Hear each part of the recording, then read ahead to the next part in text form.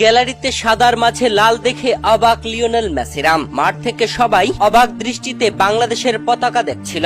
একটা ম্যাচে এত সব ঘটনা কিভাবে সম্ভব? গোল বাঁচিয়ে বাজপাখি মার্তিনেজের এ কেমন শুয়ে থেকে উল্লাস। ম্যাচ শেষে ডি মারিয়া মেসি যে কাণ্ড করেছেন জানলে আপনি চমকে যাবেন। একটা ম্যাচে এত কিছু ঘটেছে যে এই বিষয়গুলো নিয়ে আপনি কখনো চিন্তাও করতে পারবেন না, এত ভালো কাজ হয়েছে।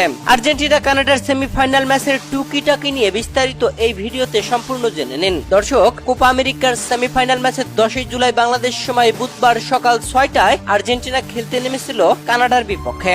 এই ম্যাচের শুরু থেকেই লড়াইটা হচ্ছিল হাড্ডাহাড্ডি। যুক্তরাষ্ট্রের মেটলাইফ স্টেডিয়ামে এই ম্যাচটি অনুষ্ঠিত হয়েছে, আর এই ম্যাচে কানায় কানায় দর্শকে পরিপূর্ণ ছিল গ্যালারি, যেখানে 82,000 দর্শক উপস্থিত ছিলেন এই গ্যালারিতে। এমন গ্যালারি ভর্তি উত্তেজনার মাঝে লিওনেল মেসিরা ম্যাচের 22তম মিনিটে প্রথম গোল আদায় করে নেন, যেই গোলটি করেন হুলিয়ান আলভারেজ। এর